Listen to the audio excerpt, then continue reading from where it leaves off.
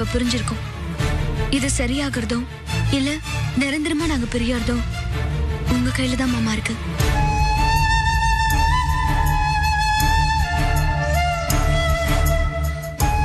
மாமா, அவர் ரொம்ப நல்ல மனுஷன். எல்லாரும் நமக்கு வேணும், சொந்தக்காரங்களுக்கு உதவணும்னு நினைச்சு அவர் எல்லாத்தையும் பண்ணிட்டு இருக்காரு. அவரோட வீட்டாளுங்களை கூட பகைச்சுக்கிட்டு அவரு உங்களுக்கு நல்லது பண்றாரு.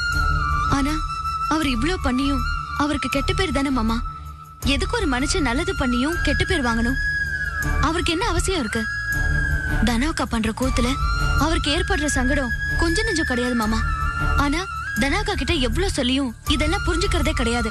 உன் புருஷனை விட என் புருஷன் எந்த விதத்துல குறைஞ்சிட்டாருன்னு கேக்குது. அவரை பத்தி தனாக்கா பேசுற பேச்சு என்னால தாங்கிக்கவே முடியல. எல்லாருக்கும் நல்லது நினைச்சு அவர் பண்ற ஒவ்வொரு விஷயத்துக்கும் ஏதாவது ஒரு குத்தங்குறை சொல்லிக்கிட்டே இருக்கு மாமா. எனக்கு இதெல்லாம் ரொம்ப மனவேதனை மாமா. சரி, இப்ப நான் என்ன பண்றது? மாமா, இதெல்லாம் எதுக்கு? தெரிஞ்சு நாம இதெல்லாம் எதுக்கு எடுத்து போட்டு வேதனைப்படணும்? அவங்க தனித்தனியா இருந்தா இந்த பிரச்சனையே வராதுல்ல. வேண்டாம் மாமா, நீங்க அவர் கூட சேர்ந்து இருந்தது போதும். இனிமே அது வேண்டாம்.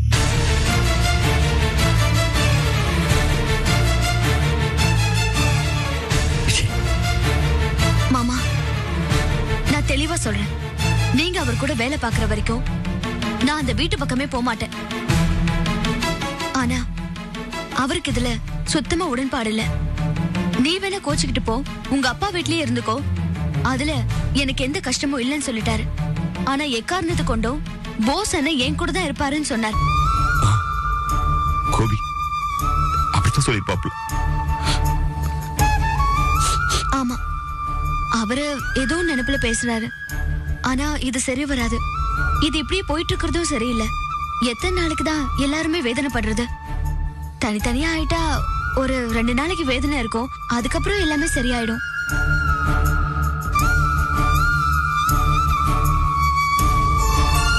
மாமா, நாங்க 2 பேரும் பிரிஞ்சிருந்தப்ப நாங்க ஒண்ணு சேரணும்னு பாடுபட்டவர் நீங்க. இப்ப நாங்க உங்களால பிரிஞ்சிருக்கோம். அத முதல்ல புரிஞ்சுக்கோங்க. நாங்க மறுபடியும் ஒண்ணு சேர்றதுக்கு என்ன செய்யணுமோ அதை செய்யுங்க. நான் அவரோட சந்தோஷமா இருக்கிறதோ இல்ல அழகர் குளத்துல அப்பா வீட்டுல இருக்கிறதோ உங்க கையில தான் மாமா இருக்கு. நீங்க தான் முடிவு பண்ணணும். நல்லா யோசிச்சு அப்புறம் ஒரு முடிவெடுங்க.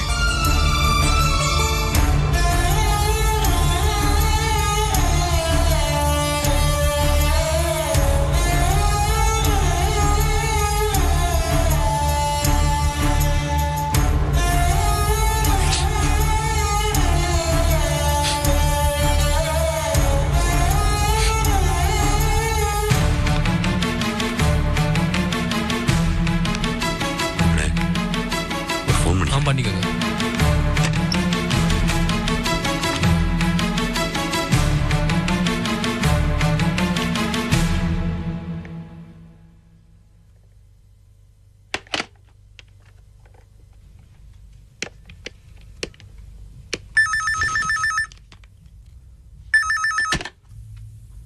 ஹலோ, கோபி, பாஸ் பேசுறேன். அண்ணே சொல்லுங்கண்ணே, எப்படிண்ணே இருக்கீங்க? நல்லா இருக்கீங்களா? நல்லா இருக்கு. எப்ப கிளம்புறீங்க? இல்ல, அதான் யோசனையில இருக்கேன். என்னென்ன யோசனை? என்ன உடம்பு எதுவும் சரியில்லையா இல்ல வீட்டுல எதுவும் வேலை இருக்கா? இல்ல, அது வந்து அண்ணே, எதுவா இருந்தாலும் நான் பாத்துக்கிறேன். நீங்க நல்லா ரெஸ்ட் எடுத்துட்டு வாங்க. இல்ல, உடம்பெல்லாம் நல்லா தான் இருக்கு. வேற என்ன? என்னண்ணே, என்ன தயங்குறீங்க? இல்ல, பணம் எதுவும் வேணுமா? இல்ல, பரவாயில்ல இருக்கு. அண்ணே, எதுவா இருந்தாலும் தயங்காம என்கிட்ட சொல்லுங்க. தயங்க வேண்டிய விஷயம் தான் கோபி. எதையுமே பட்டுன்னு பேசிடுவேன். ஆனா இத எப்படி ஆரம்பிக்கிறதுனே தெரியல. விஜய் எதுவும் சொன்னிச்சா? விஜய் மட்டும் இல்ல, தனமும் பேசலாம். என்ன பேசுனாங்க? 2 பேருமே ஒரே மாதிரிதான் பேசினாங்க. என்ன கார்மெண்ட்ஸ்ல இருந்து விளையணும்னு சொன்னாங்க. இங்க 2 பேருமே வேற வேற மாதிரி யோசிச்சதான் பிரச்சனை. ரெண்டு பேருமே ஒரே விஷயத்தான் சொல்றாங்க. அதான் இப்போ பிரச்சனை வேதனையாகவும் இருக்கு.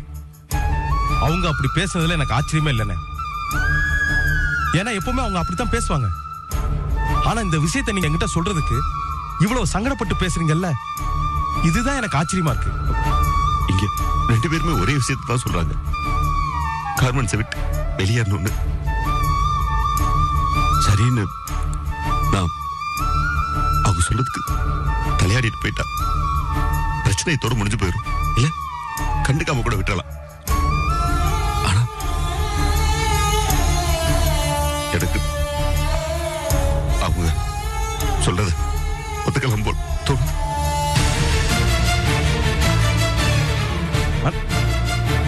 என்னன்னா இந்த அளவுக்கு பைத்தியக்காரத்தனமா பேசுறீங்க? எப்படி உங்க மனசுக்குள்ள இப்படி ஒரு நினைப்பு வரலாம்? முதல்ல இந்த நினைப்பெல்லாம் கலைச்சு தூக்கி எஞ்சிட்டு உடனே கிளம்புவாங்க. நீ சொல்ற மாதிரியே தான் எனக்கும் சொல்லணும் போல தோணுது. ஆனா சந்தர்ப்பமும் சூழ்நிலையும் ஒரு முடிவுக்கு கொண்டு வந்துடும் போல இருக்கேன். என்னென்ன பெரிய சந்தர்ப்பம் சொல்லல? ஏன்னா இதெல்லாம் புதுசா வந்ததா? நம்ம வீட்டை பத்தி நமக்கு தெரியாது? எப்போ இருக்கிறதானே? அப்பெல்லாம் அதை கண்டுகிட்டோமா? அதே மாதிரி இப்பவும் கண்டுக்காம இருங்க. இது சொல்றது யாரு? ஓ சம்சாரமும் ஏ சம்சாரமும் கடைசி காலம் வரைக்கும் அவங்க ரெண்டு பேரும் நம்ம கூட சந்தோஷமா வாழணும். அவங்க சொல்றது எப்படி கண்டுக்காம இருக்க முடியும்? இப்படி எல்லாம் அவங்க உளறதெல்லாம் கேட்டுக்கிட்டு அவங்க பேசுனது தப்பா சரியா யோசிக்கிற காலம் கடந்து போயிருச்சு. ஒரு விரிசல், இடைவெளி கூட பிறந்தவங்க ரெண்டு பேரும் நடுவில் வந்துருச்சு. இந்த சூழ்நிலையில் நம்ம ரெண்டு பேரும் ஒன்னா தொழில் பண்ணா மேல பிரச்சனை தான் வரும். நம்ம ஒரு விஷயத்தை நேரா பார்த்தா அந்த விஷயத்தை அவங்க கோணால தான் பார்ப்பாங்க. இதனால நம்ம ரெண்டு பேருக்கும் நிம்மதிதான் கெடும்.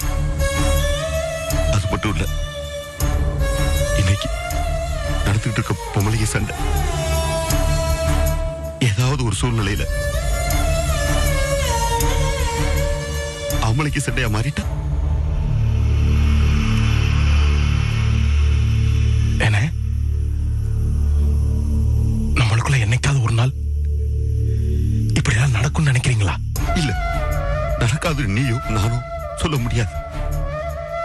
நாகவும் சதயமா இருக்கு. 5 அக்கா தங்கச்சிக்கு எதிர நிப்பாங்கன்னு 6 மாசத்துக்கு முன்னாடி யாராவது என்கிட்ட சொல்லியிருந்தா போடா லூசு நாளே சொல்லி இருந்திருப்பேன். ஆனா இன்னைக்கு அது நடந்துருச்சு. அது நடந்தப்போ இது நடக்கும். எந்த சூழ்நிலையிலும் உன் முன்னாட்டிய நீயோ என் முன்னாட்டிய நானும் நிச்சயமா விட்டு கொடுக்க முடியாது. அப்படி ஒரு சூழ்நிலை நினைச்சு பார்க்கறதுக்கு எனக்கும் பயமா இருக்கு. அந்த பயத்தோட தான் சொல்றேன். விலையில்லாம் கோபி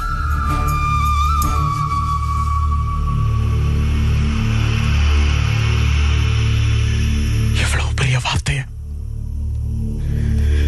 தைரியமா சொல்ற அளவுக்கு வந்துட்டீங்கல்ல. தைரியமா எனக்கா? ஒரு கோலையா மனசெல்லாம் நடிக்க வழியில இப்படி ஒரு வார்த்தையை சொல்ல வேண்டியதா போச்சு. என்னோட துரதிஷ்டம், என்னோட விதி. நான் மனசை தைரியப்படுத்திக்கிட்டு இந்த விஷயத்தை சொல்றதுக்கு ஒரு காரணம் இருக்கு கோபி. நாம ரெண்டு பேரும் தொழில் அளவுல தனித்தனியா பிரிஞ்சிருந்தாலும் மனசளவுல எப்பவுமே ஒத்துமையா தான் இருக்கணும். ஏதாச்சும் விசேஷத்துல நான் உன்னை பார்க்கும்போது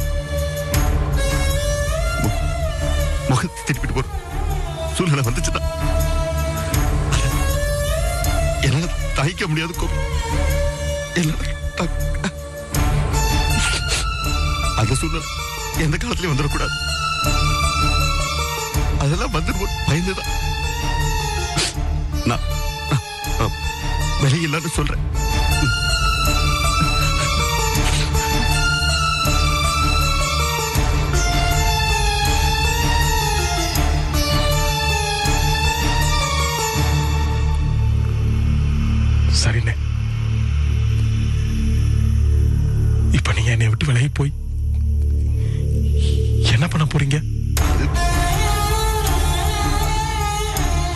இன்னொரு பெரிய வேதனை. எனக்கு தெரிஞ்சதெல்லாம் ஒரே தொழில், அதை கத்து கொடுத்த நீ. நான் அதை தவிர வேற என்ன பண்ண முடியும்? ஆனா அது உனக்கு போட்டியா இருக்காது, இருக்கவும் கூடாது. கோபி, நீ நம்ம கம்பெனில இருந்து ஒரு செகண்ட் யூனிட் ஆரம்பிச்சதை நினைச்சுக்கோ. அதுல நீ எனக்கு பொறுப்பா போட்டதை நினைச்சுக்கோ. நம்ம 2 பேரும் ஒன்னா இருந்தா நீ எனக்கு நம்ம பங்கு தருவியோ? அதை விட நான் ஒன்னும் பெருசா சம்பாரிச்சு கிழிச்சிட மாட்டேன். அப்படி இல்லைண்ணே, கண்டிப்பா நீங்க நல்லா வருவீங்க. இல்ல கோபி, இல்ல. என்னை பத்தி எனக்கு தெரியாதா? என்னால என்ன முடியும் எனக்கு தெரியாது. கோபி, புராண காலத்துல வரம் கேட்பாங்கல்ல, அதே மாதிரி நான் உன்கிட்ட ஒரு வரம் கேட்கிறேன் கோபி. எந்த சூழ்நிலையிலும் எப்பவும் என்ன ஒரு போட்டிக்காரனாவோ இல்ல நான் உனக்கு துரோகம் பண்ணதாவோ தப்பி தவறி கூட நீ நினைச்சிடக்கூடாது. அப்படி நீ நினைச்சிட்ட அதுக்கப்புறம் நான் உயிரோடு இருக்கதே அனாவசியம். அதுக்கப்புறம் உயிரோடு இருந்தால் செத்துட்ட மாதிரி தான். என்னண்ணே இப்பெல்லாம் பேசுறீங்க? அப்படிலாம் எதுவும் நடக்காது. நீங்க நல்லா சம்பாதிப்பீங்க, பெரிய லெவலுக்கு வருவீங்க. நீங்க நல்லா சம்பாரிச்சு என்னை விட பெரிய லெவலுக்கு வந்தாலும் அதை பார்த்து சந்தோஷப்படுற முதல் நான் தானே. நீ நானும் எவ்வளவு வேதனையோட பேசிட்டு இருக்கோம் நம்ம 2 பேருக்கு மட்டும்தான் தெரியும். நான் அதிகமா பேசிட்டேன், நீ பேசல. ஆனா என்னோட நீ அதிகமா வேதனை போட எனக்கு ரொம்ப நல்லா தெரியும்.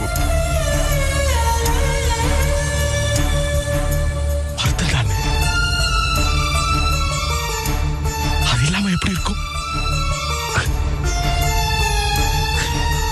சில நேரங்கள்ல சில விஷயங்களை நம்மளால அவாய்ட் பண்ண முடியாது. பேப்பர்ல எல்லாம் பாக்குறோமே, ஒட்டி பிறந்த குழந்தைகளை ஆபரேஷன் மூலமா பிரிச்சு எடுக்கிறாங்க. நம்ம நிலைமை அப்படித்தானே. சேர்ந்து இருக்கும் போது அவஸ்தையா இருக்குன்னு தெரிஞ்சுன்னா ஆபரேஷன் மூலமா தானே பிரிச்சு எடுக்கணும். வலிக்குத்தானே செய்யும். பொறுத்துக்கணும். சரி கோபி, நீ கிளம்பி அலுவலகத்துக்கு வந்துரு. எனக்கு என்ன கொடுக்கணுமா அதை கொடுத்துட்டு விஜய் கூட்டிட்டு போ. நான் விஜய் கிட்ட பேசினதுக்கு அப்புறம் தான் இப்படி ஒரு முடிவுக்கே வந்தேன். எந்த ஒரு சூழ்நிலையிலும் நீ ஒரு நிமிஷம் கூட தெரிஞ்சிருக்கிறது என்னால தாங்கிக்க முடியாது. புரிஞ்சுதா?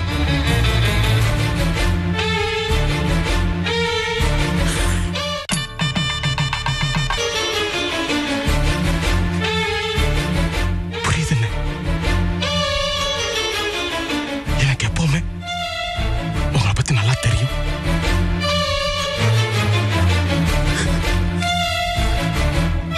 இப்ப நீங்க எடுத்துக்க முடிவு எல்லாமே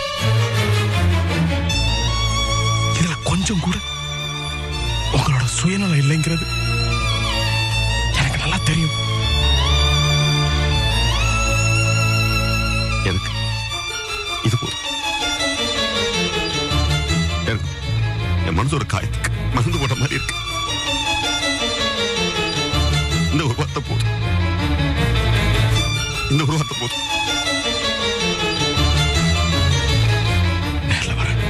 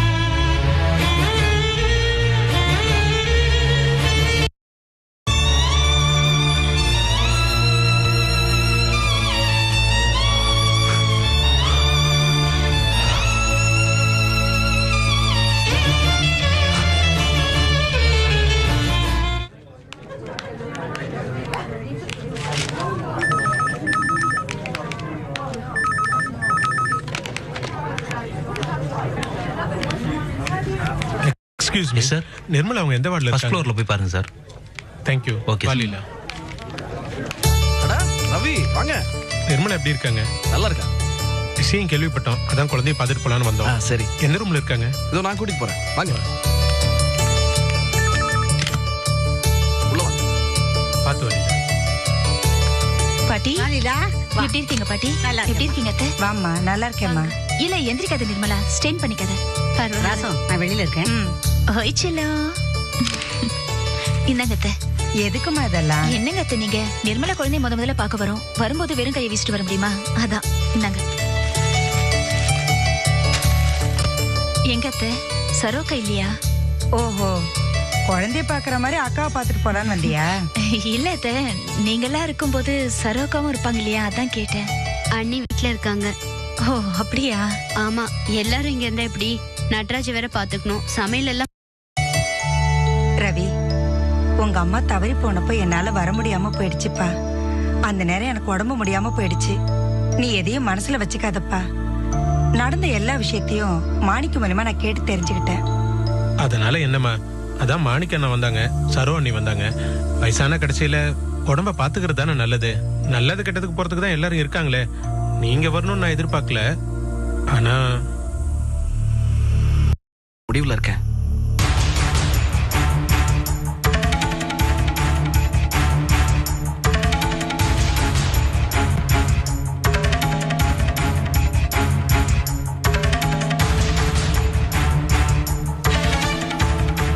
எனக்கு கடையில கொஞ்சம் வேலை இருக்கு, நான் கிளம்புறேன். வரேம்மா.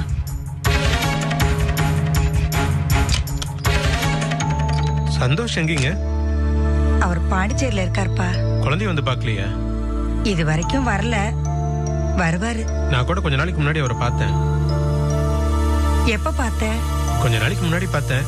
ஏதோ பண பிரச்சனை, வீட்டை விட்டு வெளியில இருக்கிறேன்னு சொன்னாரு. ஏங்க, அவருக்கு ஏதாவது வேலை இருக்கோ, 1008 பிரச்சனைங்க இருக்கும். அவர் குழந்தைய அவர் வந்து பார்க்க மாட்டாரா?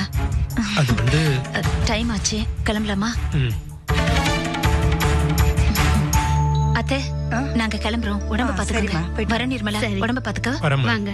வரேங்க.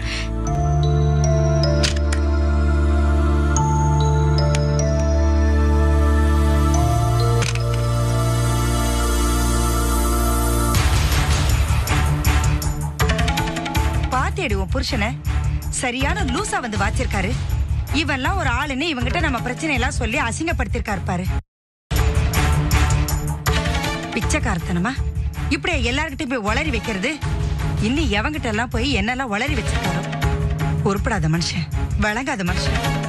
ஏமா அவர் இப்படி கரிச்சு கொட்டின்னு இருக்க? பாவம், நானே அவர் எங்க இருக்காரு என்ன பண்றான்னு தெரியாம இருக்கேன். நீ வேற என் வேதனையை கலறிட்ட. அது இல்லடி, அவர் எங்க இருந்தாலும் எப்படி இருந்தாலும் நமக்கு ஒரு விதத்துல தொந்தரவு பண்ணிட்டு தான் இருக்காரு. அந்த ரவி பையில பாரு, என்னமோ என்கிட்ட நக்கலா கேக்குறான், என்னமோ ஸ்டைலா நிக்கிறா பாரு. அந்த அழகர் குல தரகருக்கு மச்சண்டி. அவருக்குன்னு மாப்பிள்ளைங்க வந்து மாற்றானுங்க பாரு. ஏமா இப்படி புலம்பி கழுத்தறுத்துட்டு இருக்க? நியாயப்படி பார்த்தா லீலா நம்ம வீட்டுக்கு தான் மருமகளா வர வேண்டிய பொண்ணு. நீ தானே கெடுத்த. இப்ப எதுக்கு தேவையெல்லாம் பேசிட்டு இருக்க? ஆமாண்டி, ஆமா. நான் தான் என் மகனுக்கு ஒரு பெரிய பாவத்தை பண்ணிட்டேன். இப்போ அந்த அருந்ததி கர்ப்பம்னு சொல்லிட்டு வரா. இந்த லீலா வயித்த தள்ளிட்டு வந்து நிக்கிறா. என் புள்ள தனி மரமா நிக்கிறான். என் வயிறெல்லாம் எரியுதுரி. ரெண்டு பேரும் அவங்கவுங்க புருஷனோட வராளுங்க. இத பாக்குறப்போ என்னாலேயே வேதனை தாங்க முடியலையே. அந்த லீலாவுக்கு செல்வமே கதவை திறந்து கூட்டிட்டு வரப்போ என் புள்ள மனசுல எவ்வளவு வேதனை இருந்திருக்கும். நான் பெரிய பாவிடி. என் புள்ள பொழப்பையே கெடுத்த பாவினா. அம்மா, இப்ப எதுக்கு தேவையில்லாம நீயே அழுதும் உடம்பு கெடுத்துக்கிற? அழாதம்மா. அம்மா ப்ளீஸ்மா.